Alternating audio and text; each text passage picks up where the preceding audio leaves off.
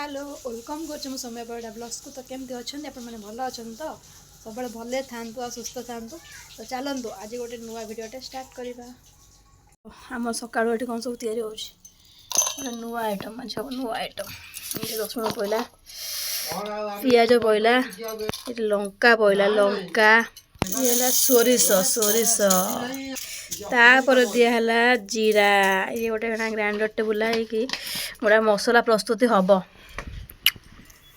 आ कौन हम मो बो कह कौन हम सुकुआ रायता सुकुआ राई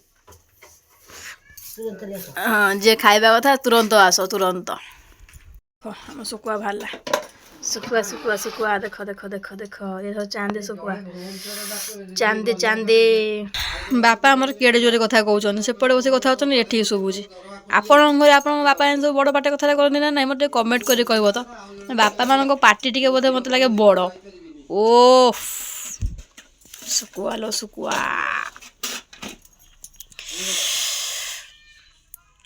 सुकुआ कड़े बसाला तेल पड़ो तेल तापर फुटण आमर कड़ा कड़ईटा केवल रही माने आइंस माइंस हाँपाई प्राय समय खाली आइंस आइटम हम तापर दिहला सुकुआ सुकुआ पड़े आ तेल उल्ट पाल्ट हो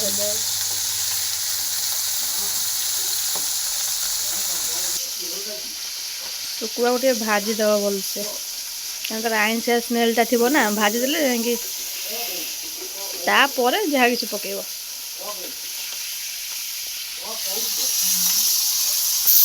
टमाटो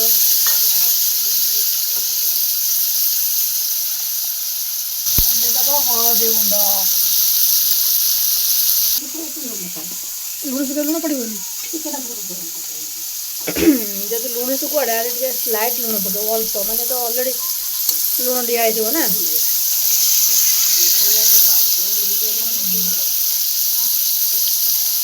भाजी होगा तलपट ना लगे से जो मसलाटा बाटिकी रखी सोरिष मसला सेटा को देदे एमतीका देदे एमती देदे मसलाटा जो सीझ आगे भलसे जारी भी हो पकड़ टे अल्प टे लुण पकेब कहीं लुणी सुकुआ बेसी लुण पकेले लुणिया हो सुकुराणी सुकुराणी डब डब हो फुटुंट सुकुराणी सुकुराणी डब डब हो फुटुंट मैंने मसलाटा टे जारी हम है सिमटा को कम गैस टाक पूरा सिम रखीदब जमीक आस्ते आस्ते आस्ते आस्ते जारी हम धनिया पत्र वो काट धनिया पत्र धनिया पत्र कटाला मैंने धनिया पत्र भी पकेबे एबे तो प्राय धनिया पत्र सब मिल जाऊँ ना ये फुटुची एबे उल्ट पालट हम उल्ट पालट टे उल्टे देवे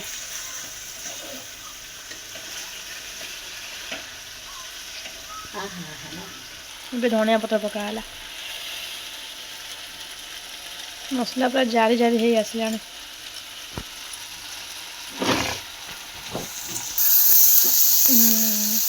तल पटरा सब हो गला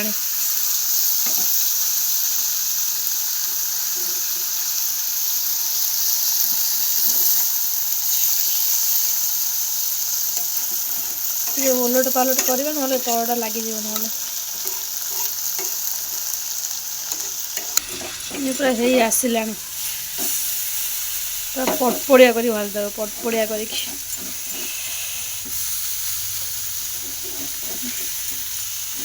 कौन लगे बोलो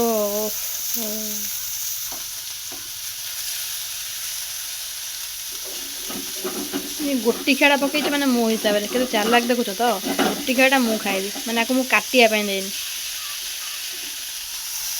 पटपट हो गला पटपट है पूरा रेडी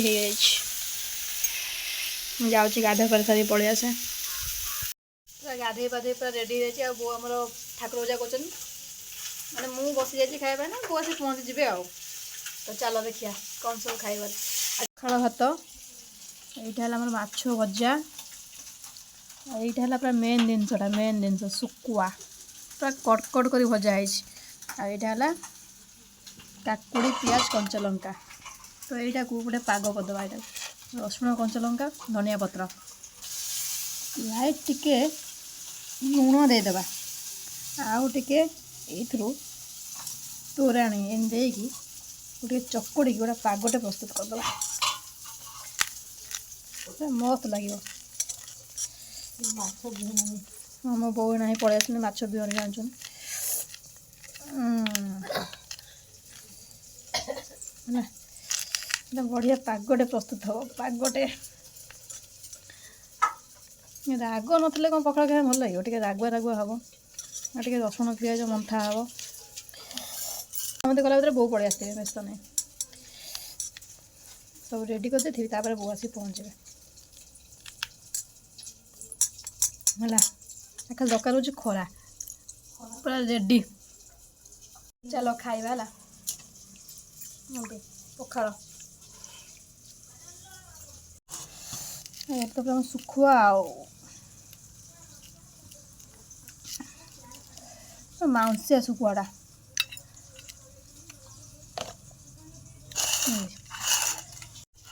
ଶୁଖୁଆ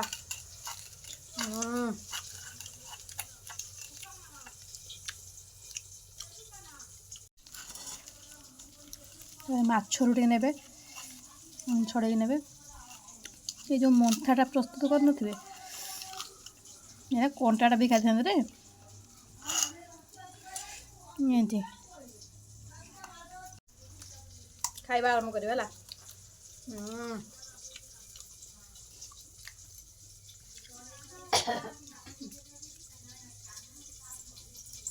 ଜବରଦସ୍ତ ହେଲା। ମୋ ଖାଇବା ଦେଖିଥିଲେ ବୋଉ ଆସେ।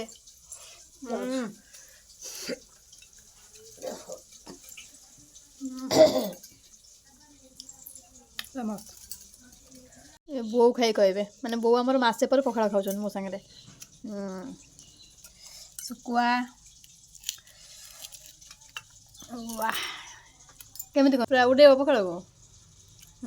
ପଖାଳ ପୁରା ଝାକାସ୍ କରିବ। ବାଃ, ଭଲ ଲାଗୁଛି।